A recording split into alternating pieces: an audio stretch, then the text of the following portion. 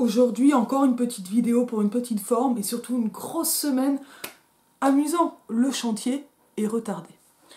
Mais en fait, j'ai dû bouger la bibliothèque, c'est pour ça qu'il y aura de l'écho aujourd'hui. C'est comme ça, on va voir ce qui va se passer. C'est pour le coup l'occasion de se demander comment ça finit et de se le demander pour le livre où la fin est peut-être à la fois la plus connue et la plus déstabilisante, Vite Jésus de Renan. Ce n'est pas la première fois que je présente Vite Jésus de Renan. C'est un texte, j'allais dire un roman, eh bien oui, un peu d'une certaine façon, mais non, parce qu'en fait c'est toute la question de est-ce ou non de la fiction, est-ce ou non du mythe, c'est-à-dire en fait, s'agit-il de la parole de Dieu, en fait le fait même de transformer, de romantiser, de romancer. La vie de Jésus est déjà blasphématoire au XIXe siècle et explique pour une part l'immense scandale qu'a été Vite Jésus de Renan.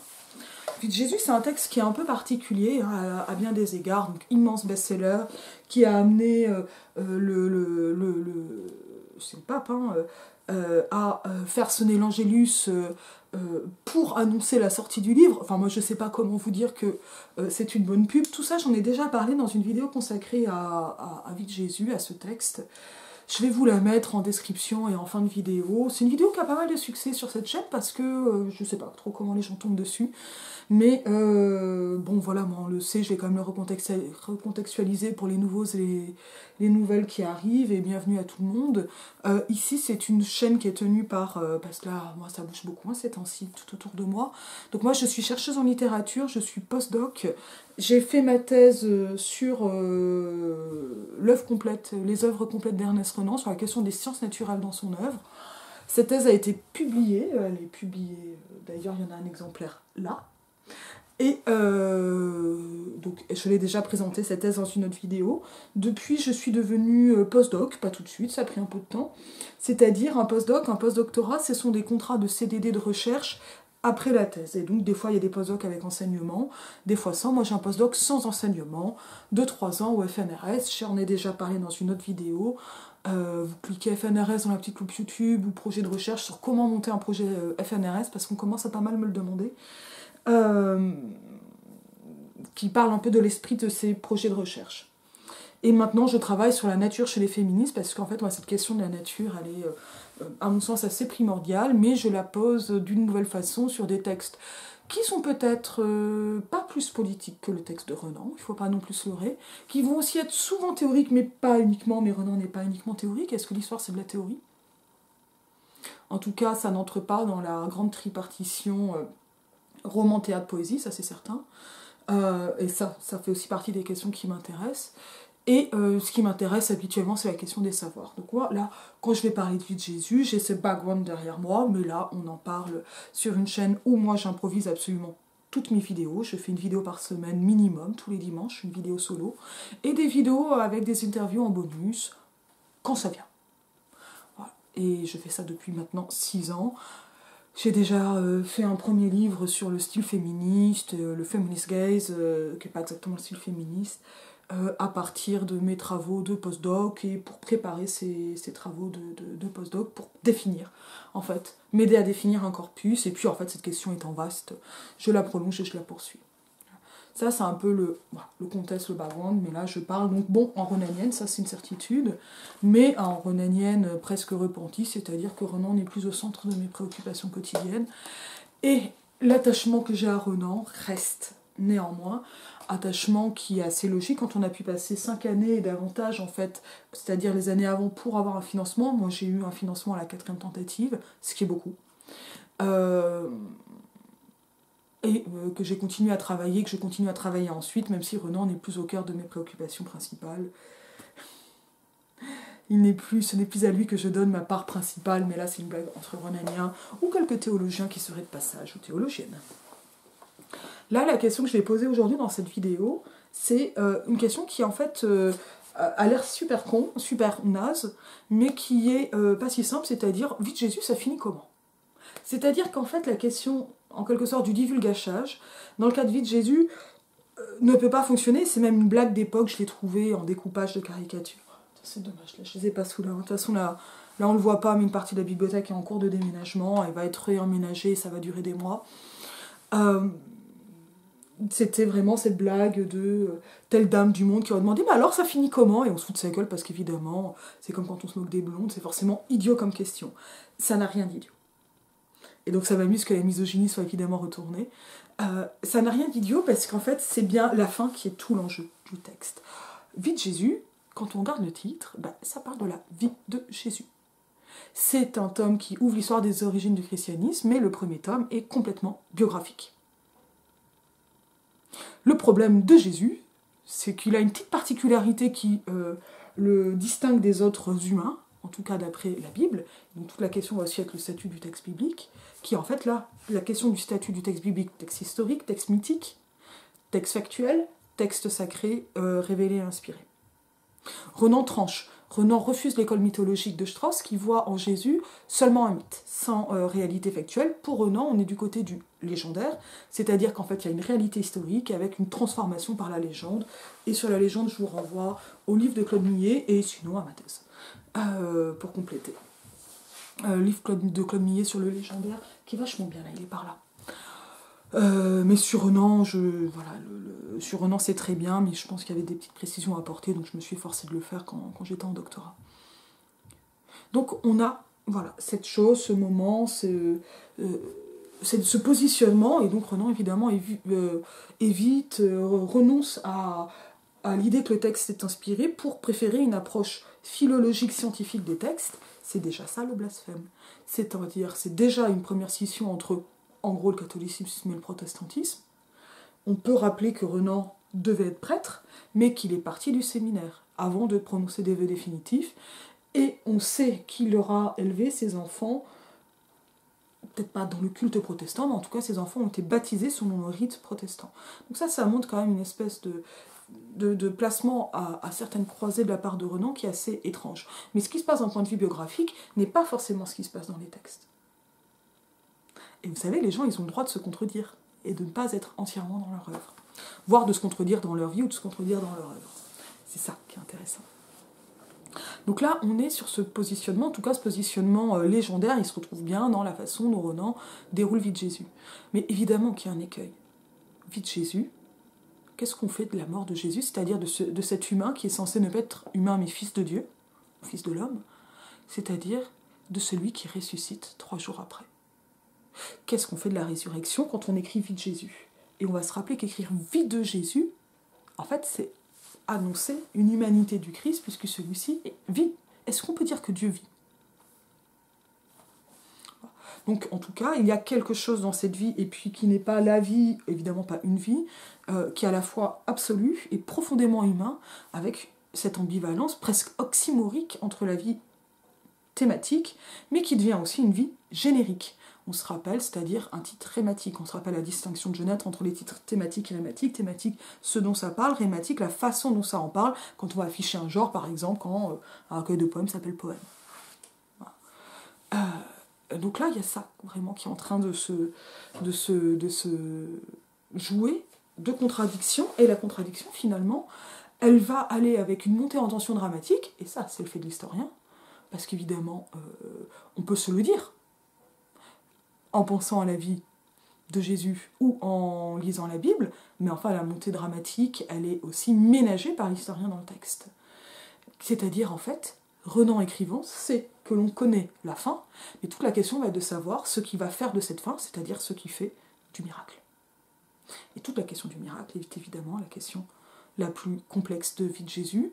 Elle est celle, par exemple, on a un chapitre consacré à la question des miracles dans Vie de Jésus, qui disparaît de Jésus, qui est l'édition populaire, et dans lequel Renan développe l'idée que Jésus n'aurait pas fraudé en faisant ces miracles, mais qu'il aurait eu une certaine forme de complaisance aux fraudes d'autres personnes, parce il était attendu à cette époque, pour être prophète, que des miracles apparaissent. Donc il aurait laissé faire, en quelque sorte. Ça, c'est vraiment ce qui se passe dans Vie de Jésus, qui ne se passe pas dans Jésus, mais la question du miracle principal, c'est pas les petits pains ou les guérisons. Surtout la guérison. Le miracle principal, c'est la résurrection. Donc, où va finir le texte ? C'est-à-dire, en fait, est-ce que Jésus meurt sur la croix ? Est-ce que la fin de sa vie, c'est au moment de sa mort ? où est-ce que, et je vous rappelle qu'historiquement l'existence de Jésus est attestée, où est-ce que Jésus meurt 3 jours après, c'est-à-dire, au moment de la résurrection. En fait, et est-ce que dans ce cas-là, c'est une mort quand on part ensuite au ciel? Non. Oui. Non. C'est dur de répondre. Donc le fait, en fait, même de finir, tranche une question sans en avoir l'air. Et à ceci s'ajoute une autre chose, c'est que ce tome est le premier tome, donc c'est celui qui aura le plus de succès évidemment, de l'histoire des origines du christianisme, qui est un monumental bouquin, d'ailleurs édité par Bouquin, de Renan. Vous pouvez lire tout ça sur internet si vous voulez, c'est chez Gallica, il n'y a pas de problème. Renan, ça fait plus de 75 ans qu'il est mort, ça date de 1892. Là, vous avez les éditions complètes de Renan, d'une part. La vie de Jésus, c'est les 4 et 5 de mémoire. 4, 5 et 6, je sais plus. Le 7, c'est les écrits religieux. Et d'ailleurs, ils sont pas tous là. Les autres, ils sont là, ils sont derrière. Donc, parce qu'il y en a 10 des tomes dans les œuvres complètes qui sont incomplètes. Là, on est entre 47 et 61 du 20e. C'est l'édition Henriette Picari. Donc, c'est déjà assez gros. Et quand on a ça, on peut compléter de façon plus moderne. Parce que ça, c'est Kalman Levy, il n'y a pas d'appareil critique, c'est un peu ancien. Lodis Reta a fait une réédition de l'histoire des origines du christianisme. Alors, je ne sais plus où je l'ai mise. Là, évidemment, j'ai une Bible. C'est normal quand on bosse Roland. Mais il y a une réédition. Alors là, on a Histoire et Paroles, qui est aussi une réédition Lodis Reta. Lodis Reta, c'est une très grande renanienne, qui est à la retraite maintenant, qui a été professeur à Lyon 2, qui a fait toute sa carrière. Qui a fait sa thèse sur l'imaginaire religieux chez Renan, et c'est une thèse qui est très très importante. Et je ne sais plus où est l'édition de l'histoire des origines du christianisme, mais c'est un énorme coffret bouquin en 2 tomes, magnifique, avec une caricature. Je la montre dans une vidéo de toute façon. Là, aujourd'hui, je prends l'édition Jean Golmier en poche, ça se trouve en librairie, ou d'occasion. En librairie, des fois, il faut commander. C'est édition Golmier, on est chez Folio Classique, il y en a d'autres, il y en a une de Jean Balcou, et puis ça se trouve partout, vite Jésus, de toute façon. Là, on est quand même dans un grand texte du 19e. C'est plus dur à trouver en première, malgré tout. C'est plus dur, c'est un peu plus cher, mais c'est pas des délirants. De toute façon, je vais pas démonter la bibliothèque, parce que j'ai pas de place pour la re-ranger, en ce moment. Donc, comment on va finir? Et à ceci, donc, puisque Renan sait qu'il va faire toute une histoire des origines du christianisme, en fait, l'idée, c'est un peu... ce que fait Renan, c'est un peu la vie, l'œuvre. C'est-à-dire la distinction très 19e, et plutôt de la deuxième moitié du 19e. Et là, on est en 63 pour Vie de Jésus, mais de la fin du 19e, des thèses de littérature, d'avoir d'un côté la biographie et puis l'œuvre, et souvent de chercher des ponts, des explications, l'œuvre par... l'auteur par l'œuvre, etc. Ce à quoi Roland Barthes a répondu de manière quand même assez magistrale avec la mort de l'auteur. J'ai fait une vidéo sur la mort de l'auteur, pour expliquer un peu cet article et les fondements de cet article très très important de la mort de l'auteur. Donc il y a quelque chose qui pourrait ressembler à la vie-l'œuvre entre Vie de Jésus et le reste de l'histoire des origines du christianisme. Je crois que c'est 7 tomes, c'est énorme. Et les autres tomes ne sont pas en poche, là vous allez plus galérer, mais si vous avez accroché sur Vie de Jésus, autant y aller. L'Antéchrist est un must. C'est que Renan sait qu'il y aura une suite. Donc il y a aussi quelque chose de l'ordre de l'écriture du feuilleton, d'écriture d'époque, qui apparaît comme une tension, à la fois une tension à laquelle il s'adonne avec une certaine complaisance par moment, et en même temps une tension ou une tentation qui va reculer. Et ça va être toute la question de savoir en fait si Vie de Jésus est ou non un roman. Mais la vraie question, c'est en fait, est-ce que Vie de Jésus, c'est le préquel, le premier épisode d'une série, d'un feuilleton, donc pour le vocabulaire de l'époque? La réponse est oui, évidemment. Mais un oui qui est quand même compliqué parce que c'est la science. Donc, en fait, alors que moi souvent je lis des incipits sur un grain de lettre, là on va regarder un excipit, c'est-à-dire la sortie, comment on sort de Vie de Jésus, en sachant que ce n'est pas une sortie, puisqu'il faut que les lecteurs aient envie de revenir. Alors je me mets au chapitre 25, qui s'intitule « Mort de Jésus ». Alors je ne vais pas le lire en entier, mais bien que le motif réel de la mort de Jésus fût tout religieux, ses ennemis avaient réussi, au prétoire, à le présenter coupable comme coupables de crimes d'État. Ils n'eussent pas obtenu du sceptique Pilate une condamnation pour cause d'hétérodoxie. Donc, hop, une transformation qui va montrer aussi, évidemment, une espèce de filouterie des ennemis de Jésus.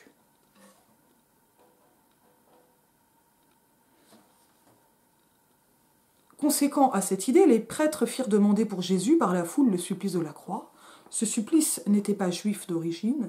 Si la condamnation de Jésus eût été purement mosaïque, on lui eût fait subir la lapidation. Et là, on va avoir une note. La croix était un supplice romain réservé pour les esclaves et pour les cas où l'on voulait ajouter à la mort l'aggravation de l'ignominie. En l'appliquant à Jésus, on le traitait comme les voleurs de grands chemins, les brigands, les bandits, ou comme ces ennemis de bas étage auxquels les Romains n'accordaient pas les honneurs de la mort par le glaive. C'était le chimérique, roi des Juifs, dont le dogmatiste hétérodoxe que l'on punissait, etc. Par suite de la même idée, l'exécution dut être abandonnée aux Romains. On va noter aussi comment il y a quelque chose des intentions historiques qui prêtaient l'air de rien ici par ce passif. Et en fait, là, on est quand même complètement dans le cliché antisémite du peuple déicide. Mais il ne va pas être déicide puisque Jésus n'est plus un Dieu, ou plus simplement un Dieu. Ah, et là, on a, donc je saute, là j'arrive page 396, le cortège se mit en marche pour le lieu de l'exécution. Nouveau paragraphe, ce lieu était un endroit nommé Golgotha, situé hors de Jérusalem, mais près des murs de la ville.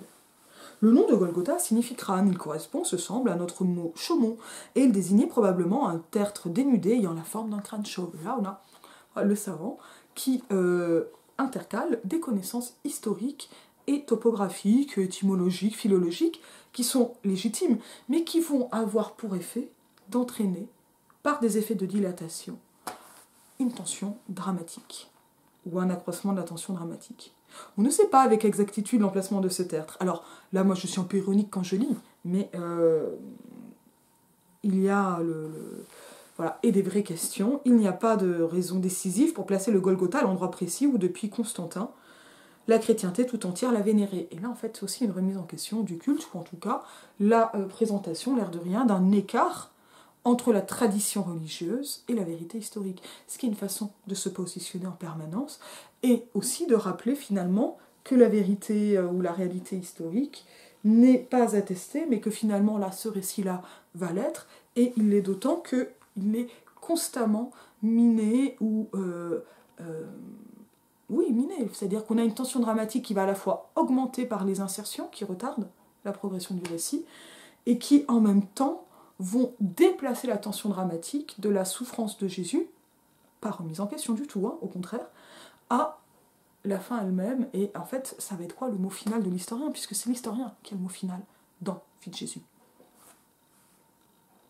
Mais il n'y a pas non plus d'objection capitale qui oblige de troubler à cet égard les souvenirs chrétiens. Ça, c'est très indulgent d'une certaine manière, ou cette espèce de prise en compte du public et de la superstition du public. Le condamné à la croix, etc. Donc en fait, là, on a systématiquement le rappel d'une vérité historique qui désingularise le sort de Jésus, puisque il s'agit de rappeler et qu'il s'agit d'un sort commun, et que c'est un sort qui est contextualisé. Voilà. Donc là, il y a qui était, il raconta peut-être plus d'une circonstance dont il avait été témoin, aucun disciple n'était à ce moment auprès de Jésus. Donc là, en fait, ces détails sont importants pour des questions historiques, à savoir qui va attester la réalité, la véracité des textes, ce qui est raconté. On arriva enfin à la place des exécutions. Selon l'usage juif, on offrit à boire aux patients un vin fortement aromatisé, boisson n'envrante que par un sentiment de pitié on donnait aux condamnés pour l'étourdir, etc., etc.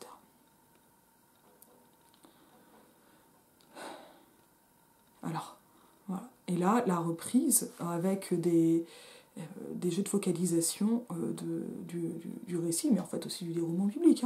Jésus, après avoir effleuré, parce qu'en fait il démontre aussi ce qu'il peut y avoir de vrai dans le texte biblique, notamment par croisement des évangiles, etc. Jésus, après avoir effleuré le vase du bout des lèvres, refusa de boire. Ce triste soulagement des condamnés vulgaires n'allait pas à sa haute nature, qui est celle que lui prête Renan. Dans la leçon au Collège de France, Renan le qualifie d'incomparable. Un homme incomparable. Il est retenu pour son humanité, qui est passé comme lettre à la poste au Collège de France. La publication de la leçon a permis de s'accrocher à ce qui est devenu un prétexte de discorde, et d'une discorde qu'on voulait mettre en place. On le dépouilla alors de ses vêtements et on l'attacha à la croix. Et puis là, en fait, voilà, ça c'est important de voir toutes les notes de bas de page. Tac, tac, voilà. Ça c'est quelque chose qui fait qu'on lit un récit, mais qui donne l'impression, qui renforce l'impression d'attestation. Elle était peu élevée, si bien que les pieds du condamné touchaient presque à terre, ce qui... on commençait par l'adresser, puis on y attachait le patient en lui enfonçant des clous dans les mains. Les pieds étaient souvent cloués, quelquefois seulement liés avec des cordes, etc.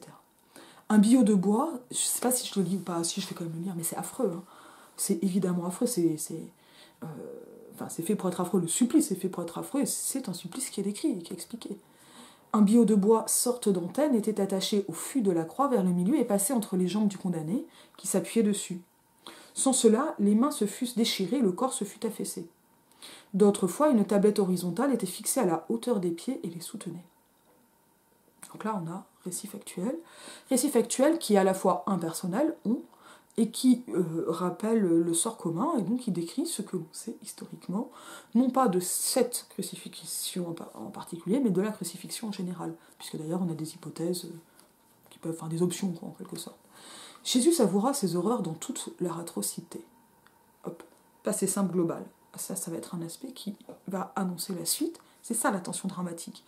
Là, on sait que ça va être horrible, on pouvait s'en douter. Le récit factuel, en fait, nous prépare à cette horreur qui est ici annoncée. Les deux voleurs étaient crucifiés à ses côtés, les exécuteurs, auxquels on abandonnait d'ordinaire les menus dépouilles, panicularia, des suppliciés, tirèrent au sort ses vêtements et, assis au pied de la croix, le gardaient. Selon une tradition, Jésus aurait prononcé cette parole, qui fut dans son cœur, sinon sur ses lèvres. On se demande comment Renan peut connaître le cœur de Jésus. Localisation interne quand même questionnante. Père, pardonne-leur, ils ne savent ce qu'ils font. En tout cas, l'esprit est là, si ce n'est la lettre. Un écriteau suivant la coutume romaine, et on voit toutes les attestations aussi dans le texte, et encore les notes, était attaché au haut de la croix portant en 3 langues, en hébreu, en grec et en latin, le roi des Juifs. Il y avait dans cette rédaction quelque chose de pénible et d'injurieux pour la nation.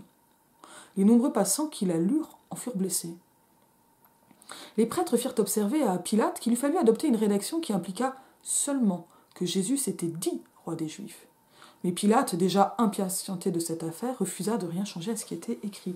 Ça, c'est une façon de dire en fait que la faute est vraiment aussi romaine à ce niveau-là. Et donc là, on a un éloignement du peuple régicide, mais par contre, on a une distanciation entre le peuple juif et Jésus. La question d'antisémitisme chez Renan est extrêmement complexe. Je vous renvoie au livre de Domenico Paone, La fabrique des sémites. Les disciples avaient fui. Une tradition néanmoins veut que Jean soit resté constamment debout au pied de la croix. On peut affirmer avec plus de certitude que les fidèles amis de Galilée qui avaient suivi Jésus à Jérusalem et continuaient à le servir ne l'abandonnèrent pas. Marie Cléophas, Marie de Magdala, Jeanne, femme de Cousa, Salomé, d'autres encore se tenaient à une certaine distance et ne le quittaient pas des yeux. S'il fallait en croire le 4e évangile, donc là tout ça est compliqué évidemment, Marie, mère de Jésus, eût été aussi au pied de la croix, et Jésus, voyant réunis sa mère et son disciple chéri, eût dit à l'un « Voilà ta mère », à l'autre « Voilà ton fils ». Mais on ne comprendrait pas comment les évangélistes synoptiques, qui nomment les autres femmes, eussent omis celle dont la présence était un trait si frappant. Là, on est vraiment dans le commentaire du philologue. Et donc, dans la remise en question de l'héritage biblique. Contradictoire, on l'a vu. Peut-être même la hauteur extrême du caractère de Jésus ne rend-elle pas un tel attendrissement personnel vraisemblable au moment où, déjà préoccupé de son œuvre, il n'existait plus que pour l'humanité. Là, en fait, c'est une façon d'annoncer une fin et une fin par étapes. À part ce petit groupe de femmes qui de loin consolaient ses regards, à part donc en dehors, Jésus n'avait devant lui que le spectacle de la bassesse humaine ou de sa stupidité. Évidemment qu'on retrouve le classisme de Renan et de ses lecteurs. Les passants l'insultaient. Il entendait autour de lui de sottes railleries et ses cris suprêmes de douleur tournés en odieux jeux de mots. « Ah, le voilà, disait-on, celui qui s'est appelé fils de Dieu, que son Père, s'il veut, vienne maintenant le délivrer. » Il a sauvé les autres, murmurait-on encore, et il ne peut se sauver lui-même s'il est roi d'Israël, qu'il descende de la croix, et nous croyons en lui. Eh bien, disait un troisième, toi qui détruis le temple de Dieu et le rebâtis en 3 jours, sauve-toi, voyons. Quelques-uns, vaguement au courant de ces idées apocalyptiques, crurent l'entendre appeler Élie et dire « Voyons si Élie viendra le délivrer. » Il paraît que les 2 voleurs crucifiés à ses côtés l'insultaient aussi. Le ciel était sombre, la terre, qu'on note tous ces discours rapportés, sont compliqués d'attestation, mais vont amener un récit paradoxalement plus vivant. Comme dans tous les environs de Jérusalem, sèche et morne.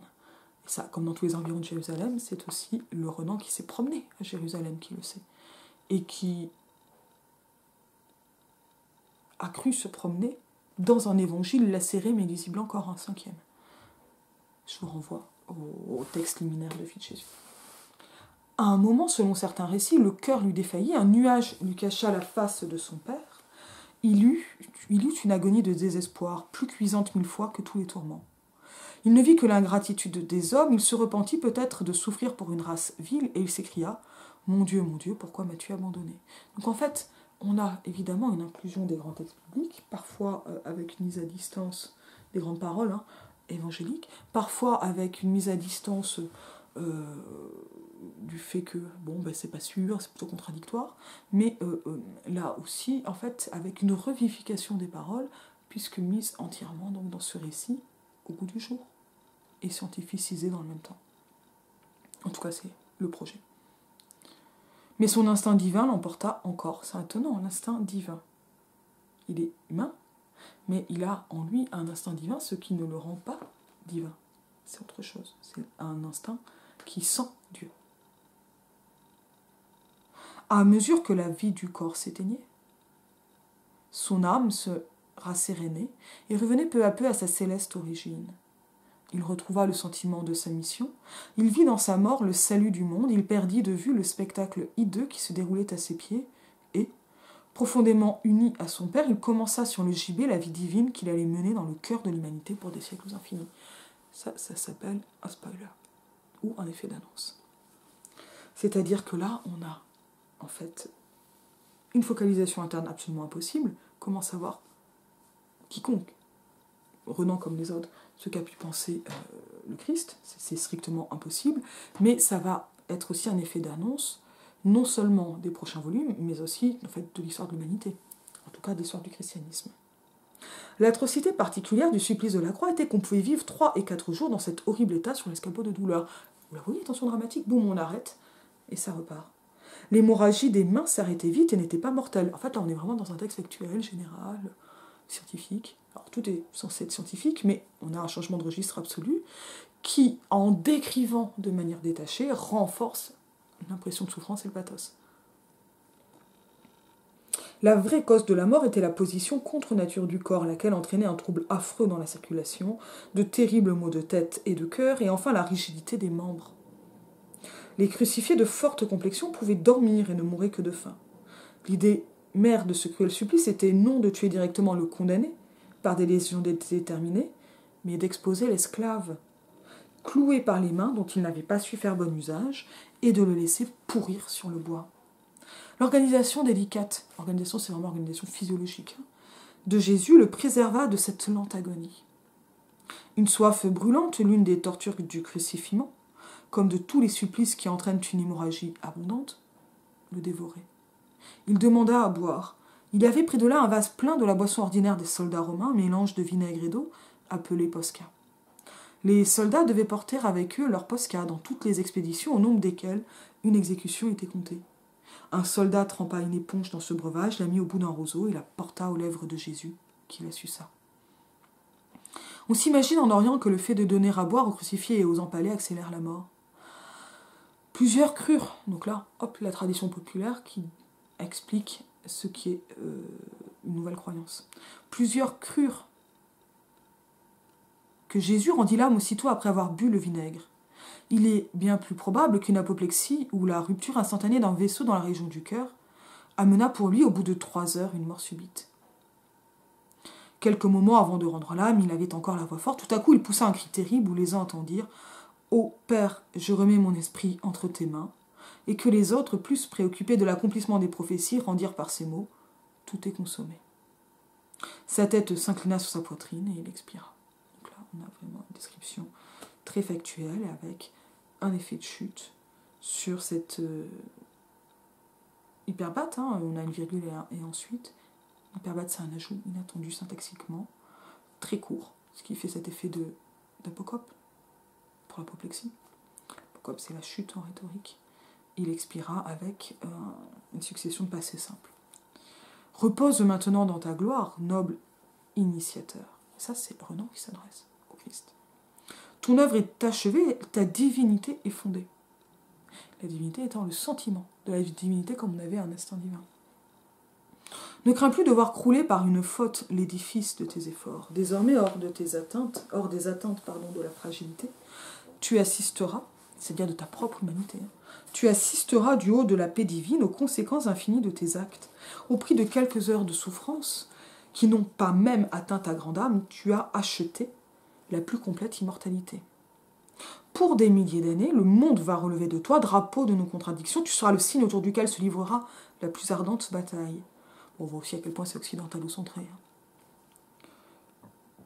1000 fois plus vivant, 1000 fois plus aimé depuis ta mort que durant les jours de ton passage ici-bas, tu deviendras à tel point la pierre angulaire de l'humanité qu'arracher ton nom de ce monde serait l'ébranler jusqu'au fondement.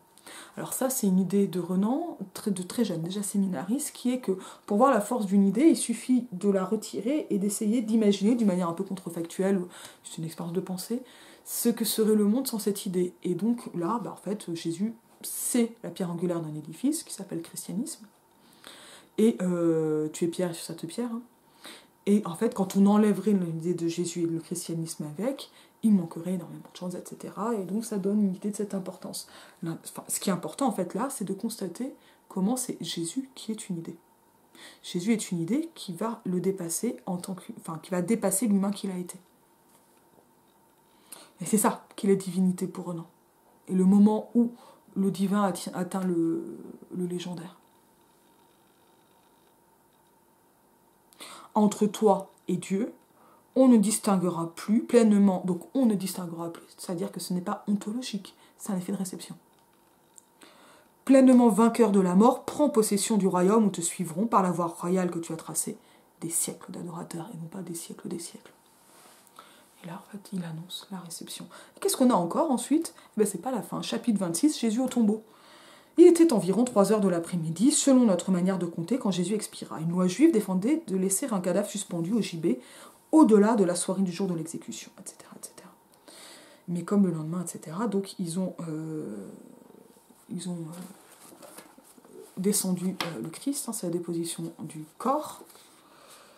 Je vais un peu... et donc là, en fait, toutes les questions est de savoir ce qui s'est passé. Quant à Jésus, ils le trouvèrent mort et ne jugèrent pas à propos de lui casser les jambes.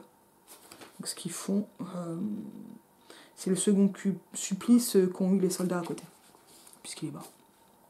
Un d'entre eux, seulement pour enlever toute incertitude sur le décès réel de ce troisième crucifié et l'achever s'il lui restait quelques souffles, lui perça le côté d'un coup de lance. On crut voir couler du sang et de l'eau, ce qu'on regarda comme un signe de la cessation de vie. Et donc là, en fait, la question est déjà au niveau des témoins directs, de voir le moment de la mort, et ce qui importe à Renan, c'est la réception de l'idée de la mort pas de Renan, mais de Jésus, plus que la mort elle-même. Le quatrième évangéliste, qui fait ici intervenir l'apôtre Jean comme témoin oculaire, insiste beaucoup sur ce détail. Il est évident en effet que les doutes s'élevèrent sur la réalité de la mort de Jésus. Quelques heures de suspension à la croix paraissaient aux personnes habituées à voir des crucifiements tout à fait insuffisantes pour amener un tel résultat. On citait beaucoup de cas de crucifiés qui, détachés à temps, avaient été rappelés à la vie par des cures énergiques. Origène, plus tard, se crut obligé d'invoquer le miracle pour expliquer une fin si prompte. Donc le miracle, boum, il s'inverse. Là, en fait, on a une discussion sur est-il bien mort ? Comment le savoir ? Pourquoi le remettons en question ? Qu'est-ce qui peut amener à le croire ? Le même étonnement se retrouve dans le récit de Marc. À vrai dire, la meilleure garantie que possède l'historien sur un point de cette nature, c'est la haine soupçonneuse des ennemis de Jésus, puisqu'eux n'ont aucun intérêt à le garder vivant. Il est très douteux que les Juifs fussent dès lors préoccupés de la crainte que Jésus ne passât pour ressusciter. Mais en tout cas, ils devaient veiller à ce qu'il fût bien mort. Parce que la résurrection n'est pas une idée à ce moment-là. Par contre, la question, c'est vivant ou mort, pas vivant ou mort ou ressuscité. Quelle qu'ait pu être à certaines époques la négligence des anciens, etc., etc. Alors, donc là, il aurait dû être la proie des oiseaux. Que fait-on du corps ? On récupère le corps, on le met au tombeau. Je vais quand même couper un peu. Mais on va avoir la mise au tombeau et un temps qui va être pris de plusieurs jours en raison du sabbat, des calendriers, etc. Le dimanche matin, donc les femmes se retirèrent, je suis page 409 de mon édition, après avoir soigneusement remarqué comment le corps était posé. Soigneusement, ça va permettre les attestations historiques. Elles employèrent les heures de la soirée qui leur restaient à faire de nouveaux préparatifs pour l'embaumement. Le samedi, tout le monde se reposa. Le dimanche matin, les femmes, Marie de Magdala la première, vinrent de très bonne heure au tombeau. La pierre était déplacée de l'ouverture et le corps n'était plus à l'endroit où on l'avait mis. En même temps, les bruits les plus étranges se répandirent dans la communauté chrétienne. Le cri « Il est ressuscité » courut parmi les disciples comme un éclair. L'amour lui fit trouver partout une créance facile. Que s'était-il passé? C'est en traitant de l'histoire des apôtres que nous aurons à examiner ce point et à rechercher l'origine des légendes relatives à la résurrection. La vie de Jésus, pour l'historien, finit avec son dernier soupir. Poum! Vous voyez le blasphème? Il est là le blasphème. Il y en avait d'autres avant, et ça c'est un sacré blasphème. Mais telle était la trace qu'il avait laissée dans le cœur de ses disciples et de quelques amis dévoués que durant des semaines encore, il fut pour eux vivant et consolateur. Par qui son corps avait-il été enlevé? Parce que là, la question c'est qui, s'il n'est pas ressuscité? Dans quelles conditions l'enthousiasme, toujours crédule? La psychologie comme loi de l'histoire, pour la légende, fit-il éclore? On entend le végétal, l'organicisme, la biologie en métaphore, ça c'est ma thèse. L'ensemble de récits par lequel on établit la foi en la résurrection. Donc là, on dit bien, pas de résurrection, ce qui va être intéressant, c'est la foi en la résurrection. C'est que, faute de documents contradictoires, nous ignorerons à jamais. Disons cependant que la forte imagination, c'est une façon de dire hystérique en plus sympa, et en fait c'est pas l'hystérie chez Renan, c'est autre chose. C'est plus l'amour, la simplicité, la foi, des faits d'époque. De Marie de Magdala joua dans cette circonstance un rôle capital. Pouvoir divin de l'amour, donc c'est l'amour qui est divin, alors que l'amour devrait être profane. Et que, par exemple, au Moyen-Âge, on oppose amour sacré, amour profane. Moment sacré où la passion d'une hallucinée, et là on n'a pas tout à fait l'hystérie mais pas loin, donne au monde un Dieu ressuscité. Et donc en fait on a cru une illusion, c'est ça que nous dit Renan. Après on a encore le chapitre 27, sort des ennemis de Jésus, hop, petite synthèse historique, ça c'est un peu comme dans les feuilletons à la fin quand on dit alors il arriva, ou quand à la fin du Rouge et le Noir on dit alors lui il se passe ça, Mathilde il se passe ça, les enfants on sait pas, Madame de Rênal. Chapitre 28, caractère essentiel de l'œuvre de Jésus, boum, synthèse, voilà, je vais aller plus vite. Et en fait, la suite va repartir sur la suite, c'est-à-dire les apôtres, va débuter par le moment de Marie de Magdala en focalisation interne, pour revenir au moment de la fondation du christianisme. Alors c'est un double moment pour Renan, c'est à la fois la croyance et l'invention de la croyance en la résurrection par Marie de Magdala, et c'est ensuite la fondation du christianisme par Paul et l'arrivée de Paul à Rome. Donc c'est pas exactement la toute fin du livre, mais c'est un moment où la fin, alors parce qu'en plus on a des effets 19e où tout traîne en longueur, enfin les effets de vitesse ont vraiment beaucoup bougé avec les siècles, mais là en fait ce qu'on a c'est à la fois une annonce de la suite et une justification par la science de l'annonce de la suite, c'est-à-dire que c'est à la fois un feuilleton, mais en fait Renan d'une certaine manière invente le feuilleton scientifique, historien, historiographique, fondé par les événements, tout en mettant les lecteurs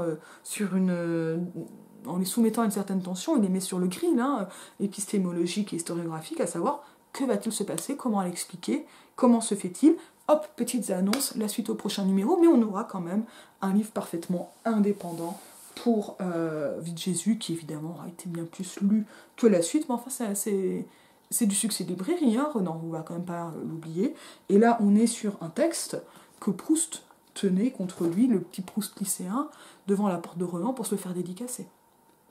C'est ça, on l'oublie trop, qui était Renan.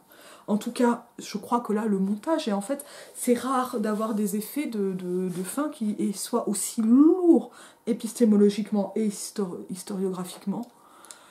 Vie de Jésus, là, à mon avis, est un exemple, pas sans pareil, mais des plus frappants. Et je vous dis à bientôt.